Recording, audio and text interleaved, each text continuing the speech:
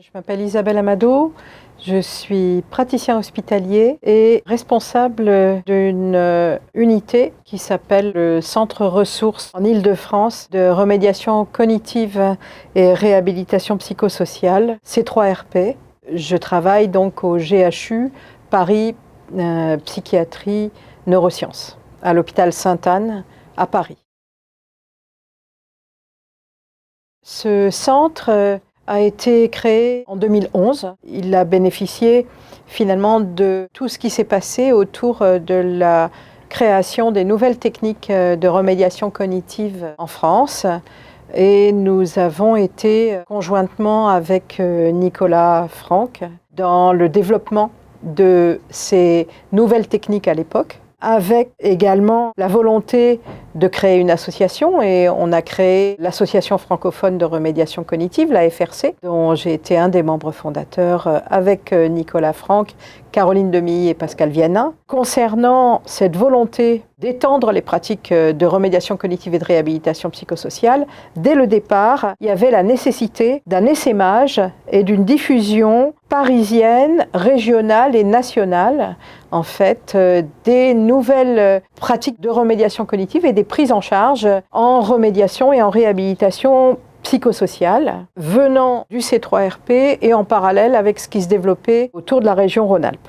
Il ne faut pas oublier que l'Île-de-France, c'est quand même 10 à 12 millions de Franciliens et de Parisiens. Donc il y avait des besoins énormes dans ce domaine. Très vite, il est apparu que le C3RP ne pouvait pas rester le seul centre dans ce territoire. En même temps, très vite, dans les 2 premières années, des initiatives sont apparus pour développer ces techniques sur l'Île-de-France avec des demandes au niveau de l'hôpital de Saint-Denis, au niveau d'une unité MGEN de Rueil-Malmaison et puis également se développer à Versailles depuis longtemps des recherches autour de l'importance des fonctions cognitives avec une méthode de remédiation de la cognition sociale qui s'appelle toujours Tom Remède. Donc on avait finalement ces compétences qui existaient déjà sur l'Île-de-France. Il y avait également des demandes qui se faisaient sentir sur des hôpitaux comme Barthélemy-Durand, sur Argenteuil, sur Montesson également, dans les Yvelines, dans différents départements autour de Paris, en Île-de-France. Et des personnes venaient se former au DIU de remédiation cognitive sur Lyon. Donc je les envoyais vers le DU de remédiation cognitive et on fait partie des membres enseignants de ce DU. Et on développait également une méthode qui s'appelle la CRT, méthode de remédiation papier-crayon, sur Sainte-Anne. Donc là aussi, c'était l'occasion de parler de tous les dispositifs de réhabilitation qui étaient en train de se créer. Mais il n'y avait pas encore une vraie force sur le territoire de l'Île-de-France. Et donc, moi, j'avais une volonté de demander à l'ARS de développer ce mouvement sur l'ensemble de la région, avec une action un peu plus concertée. Le directeur de l'époque, M. Philippe Guinard, avait finalement trouvé l'idée intéressante et avait demandé à notre centre une enquête sur le degré de sensibilisation aux techniques de remédiation cognitive, degré de sensibilisation qui pouvait exister sur l'ensemble de la région. Cette enquête a été confiée donc au docteur Mona Moala, ma collaboratrice, et à moi-même, ainsi qu'à monsieur Yannick Morvan, qui était notre statisticien pour nous aider. Et on a écrit les différents points de cette enquête, non seulement autour de la remédiation cognitive, mais aussi des pratiques de réhabilitation psychosociale, en essayant de voir s'il y avait des territoires qui étaient déjà un peu avancés dans ce domaine, déjà un peu sensibilisés, ou qui avaient une demande, une appétence pour ce type de prise en charge, et qui souhaitaient plus d'informations et plus d'aide pour se développer. Cette enquête a donné lieu à une publication dans les Annales médico-psychologiques. Elle a été menée donc en 2017 et elle est sortie en 2018, ce qui a permis à Philippe Guinard, donc le chargé de mission de l'ARS de l'époque, de voir comment il pouvait débuter une implémentation de petites unités sur les territoires qui souhaitaient développer ces techniques au départ. à partir de ce moment-là, j'ai pu bénéficier de l'aide d'un laboratoire pharmaceutique, qui était le laboratoire Otsuka, qui m'a ouvert les portes pour rencontrer les différents chefs d'unité de ces territoires intéressés. En parallèle, je m'étais dit qu'on ne pouvait pas implémenter de cette manière-là, diffuser de cette manière-là des techniques sans aider les différents secteurs à se mutualiser et à unifier leurs pratiques autour de la réhabilitation dans les différents hôpitaux de l'Île-de-France où j'allais devoir rencontrer les équipes. Et je demandais à rencontrer les équipes intéressées en construisant un modèle de soins qui permettait d'unifier les pratiques de secteur et de les mutualiser, de mutualiser les ressources autour de la remédiation cognitive et de la réhabilitation psychosociale. Ça a donné lieu à un modèle qui s'est appelé le modèle Tremplin, qui a donné lieu à une publication, là aussi, dans les années 2020. Ces modèles ont été présentés un peu partout, non seulement sur ces territoires franciliens, mais également au niveau national, dans toutes les équipes qui souhaitaient se monter de cette manière-là au niveau national et à l'international, en Tunisie, au Liban, à Singapour, où ils ont monté des unités de remédiation cognitive et de réhabilitation psychosociale et sur l'ensemble de l'État de New York, puisque ces pratiques de prise en charge personnalisée ont valu un award au Congrès international de remédiation cognitive en 2014. Donc à partir de là, la diffusion de ces pratiques sur l'ensemble de la région Île-de-France a permis qu'un certain niveau d'homogénéité puisse être établi dans cet effort de mutualisation et de développement de ces nouvelles techniques. Et chaque territoire décidait des méthodes de remédiation cognitive qu'il voulait adopter en fonction de leur budget, en fonction de leur population et en fonction de la manière dont ils se développaient à ce moment-là. J'avais donc créé ce que j'avais appelé une toolbox de remédiation cognitive et de réhabilitation qui comportait un diaporama très étendu sur les grands principes, sur les nouvelles techniques, sur ce qu'était la FRC, sur quelles méthodes d'enseignement existaient, etc. Et en même temps, tous les bénéfices que ça pouvait apporter avec la revue de la littérature. Et je fournissais également, donc je laissais ce jeu de diapositives à chaque équipe. Je donnais également un patron de projet. Je rencontrais les différents membres des équipes, et pas seulement les médecins, mais aussi les cadres de santé, les infirmiers, les ergos, pour réfléchir ensemble à comment ils allaient construire leur unité en fonction de leur historique et de leur spécificité propre. Ensuite, ils écrivaient leur projet, je relisais leur projet et ils le présentaient à l'ARS qui leur donnait une petite dotation à ce moment-là. En 2020, Laure Vallon a remplacé Philippe Guinard comme chargé de mission à l'ARS et a demandé qu'on écrive un appel d'offres ensemble autour de la remédiation, des techniques de réhabilitation et du rétablissement. Elle nous a missionné, le professeur Christine Passerieux et moi-même, comme étant coach pour une future dynamique de remédiation cognitive et réhabilitation psychosociale sur la région Île-de-France. Nous avons écrit cet appel d'offres entre, je crois, avril et septembre, quelque chose comme ça. Participé également des usagers, donc des personnes concernées, des associations, des unités médico-sociales et sociales. Tout le monde concourait à l'écriture de cet appel d'offres, incluant finalement les unités qui allaient y concourir. En octobre, nous devions déposer le projet et en fin décembre, je crois, il y avait les résultats de l'appel à projet. Tous les principes du rétablissement devaient être énoncés dans cette écriture, ce montage de plateforme de remédiation cognitive et de réhabilitation psychosociale. Il s'agissait de plateformes avec tous les principes du rétablissement, les techniques qui allaient être utilisées, la construction d'équipes pilotes et d'équipes qui pouvaient collaborer avec cette équipe pilote qui assurait la gouvernance, et surtout le lien qui devait se faire à la fois avec les usagers, les médiateurs de santé pairs et les unités sociales et médico-sociales du territoire, chacune en fonction de son territoire. Ainsi, des projets avec une très belle maturité sont sortis comme ça spontanément et on a été agréablement surpris de voir le degré de maturité de ces différents projets. Plusieurs plateformes ont été primées d'emblée avec une dotation relativement importante. Ça, je pense que Madame Shin vous en parlera. Et très vite est née finalement cette dynamique de réseau de réhabilitation psychosociale et remédiation cognitive.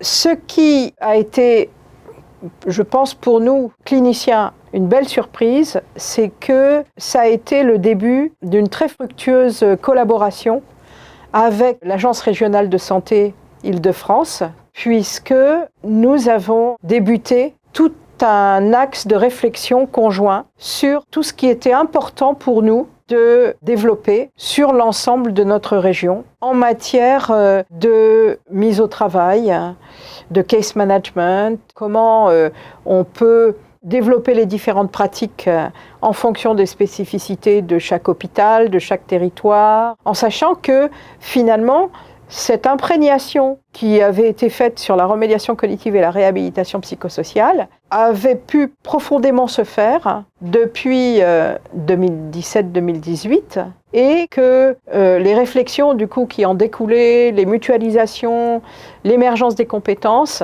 avaient pu être mûrement travaillées jusqu'en 2020. Ce réseau travaille avec toutes ces plateformes de réhabilitation. Il y en a 2 par département et 3 sur Paris. À terme, il devrait y en avoir 2 par département et 3 sur Paris. Il doit en manquer encore 1 ou 2. Nous nous voyons en visio à peu près 3 fois par an pour réfléchir ensemble. Et nous avons une journée annuelle en novembre organisée par une agence régionale de santé. Et maintenant, c'est toujours le professeur Passerieux, puis maintenant le docteur Virginie Bulot à Versailles, et moi-même et le docteur Moala dans mon équipe qui continuons à coacher ce réseau. D'abord les résistances, lorsqu'il y a eu une première dotation en 2018 un petit fonds pour une unité de remédiation cognitive et de réhabilitation, un mouvement de résistance animé par un cadre de santé et quelques infirmiers, et l'équipe naissante que nous avions formée n'a pas pu se faire parce que les gens ont démissionné ou ont changé de service. Mais 2 ans après ou 3 ans après, une nouvelle équipe de réhabilitation a été mise sur pied avec une nouvelle cadre de santé beaucoup plus jeune et des infirmiers qui eux étaient beaucoup plus partie prenante.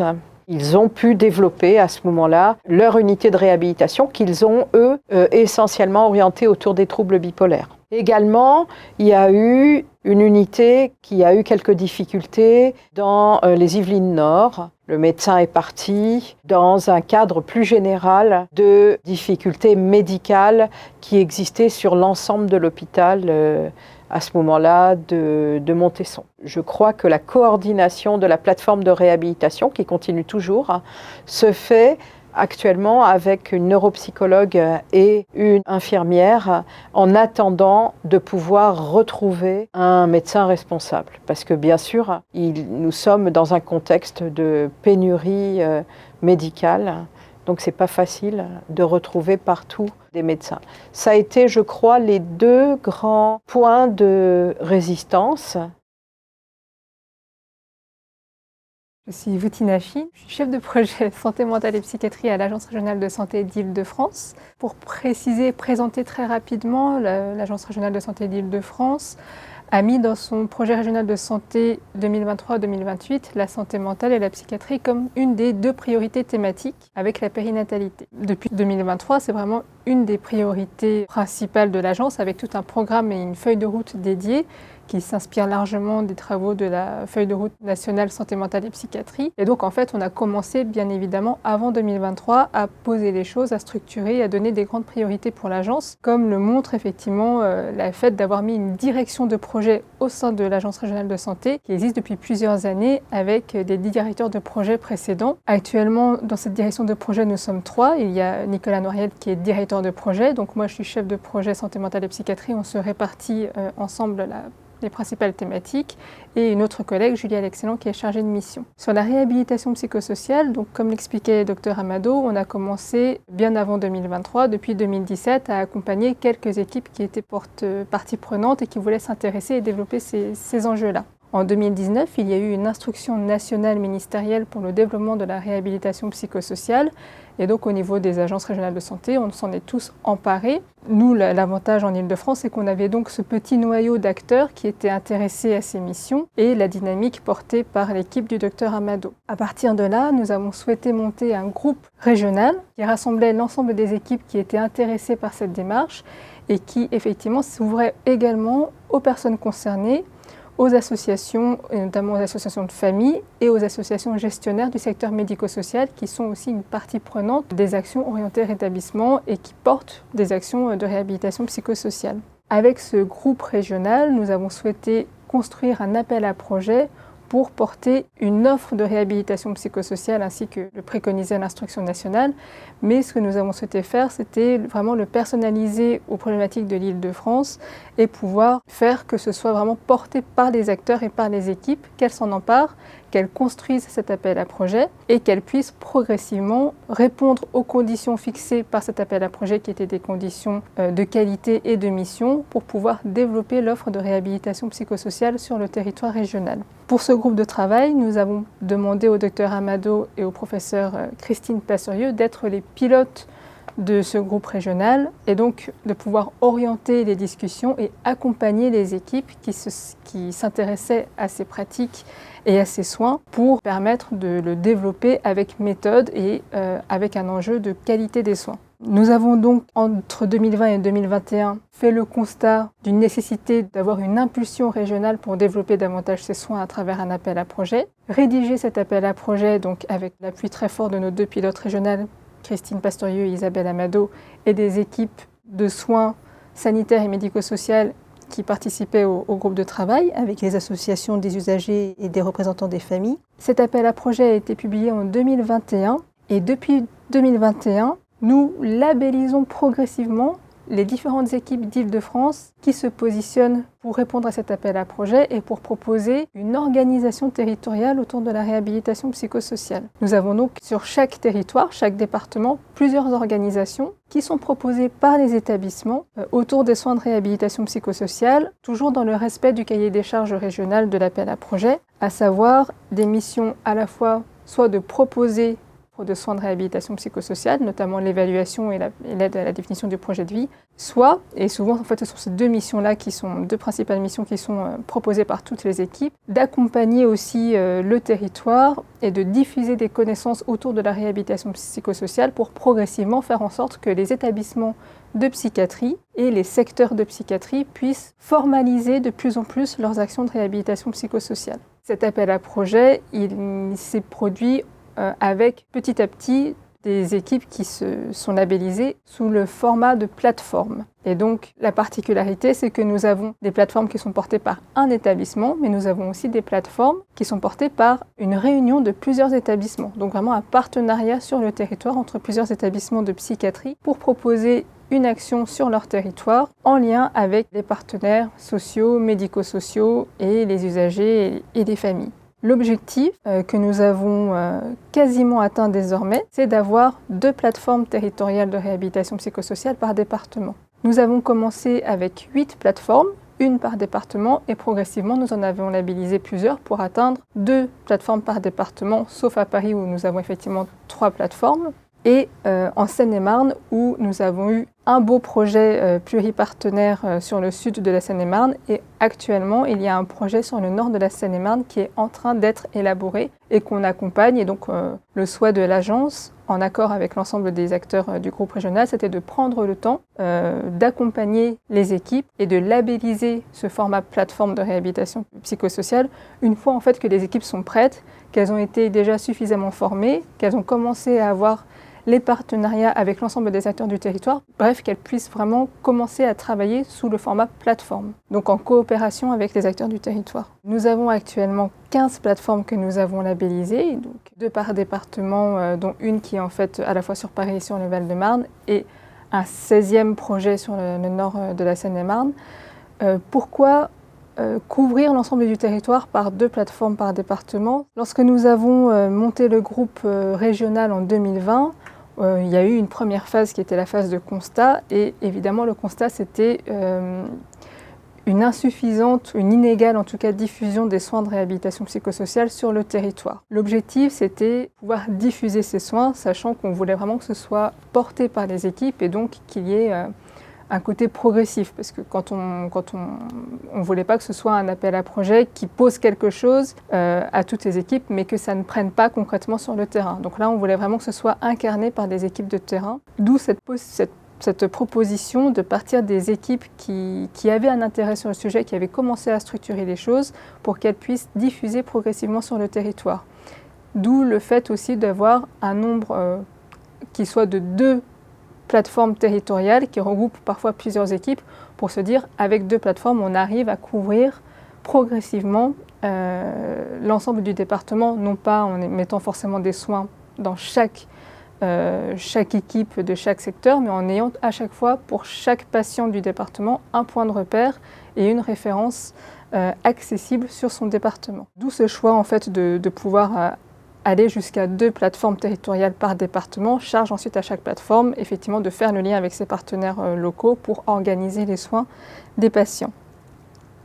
Donc depuis 2020 jusqu'à aujourd'hui, nous avons eu 15 équipes qui ont été labellisées. Ce groupe régional perdure. On continue de le réunir régulièrement avec l'ARS, avec les pilotes régionaux, l'ensemble des participants, les associations d'usagers et de familles. Nous avons entre 2 et 4 réunions par an pour permettre de faire le point et de se donner collectivement un programme de travail qui est décidé de manière collective avec les équipes pour réfléchir sur l'année à des thématiques communes à aborder, à approfondir, à travailler. Et notamment entre mi-2023 et début 2025, les équipes des plateformes de réhabilitation psychosociale ont proposé de travailler sur 3 sujets.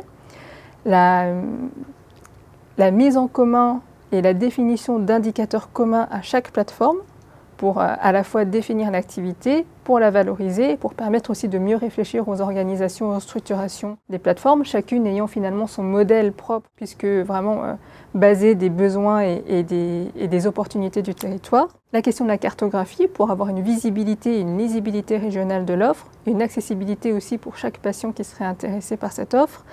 Et il y avait un sujet fort de comment mieux travailler ensemble et comment mieux coordonner les partenaires autour des actions et des actions autour d'un patient, autour de l'accompagnement d'un patient. Et sur ce point, nous avons commencé à travailler sur la mise en place des outils de santé numérique pour les plateformes de réhabilitation psychosociale. Donc ça, c'est quelque chose qui est encore en cours. Cela a mené, en fait, cela a produit des groupes de travail régulièrement tout au long de l'année, qui peuvent être à chaque fois présentés, dont l'avancement peut être présenté au sein des groupes régionaux. Et depuis 2023, nous avons organisé une journée annuelle régionale des plateformes territoriales de réhabilitation psychosociale, donc une journée francilienne qui est l'occasion pour l'ensemble des plateformes et l'ensemble des équipes des plateformes de se réunir et d'échanger ensemble et de réfléchir ensemble sur un sujet donné. Donc en 2024, le sujet c'était la question de la mise en emploi des personnes accompagnées sur les plateformes de réhabilitation psychosociale. On a pu avoir des interventions et le programme est à chaque fois construit par les plateformes avec vraiment du coup une dynamique collective et une émulation, et puis pour pouvoir avoir à la fois quelles initiatives intéressantes, quels points de difficulté les uns et les autres ont pu rencontrer et échanger autour de ces sujets. C'est quelque chose que bien sûr nous allons continuer en 2025.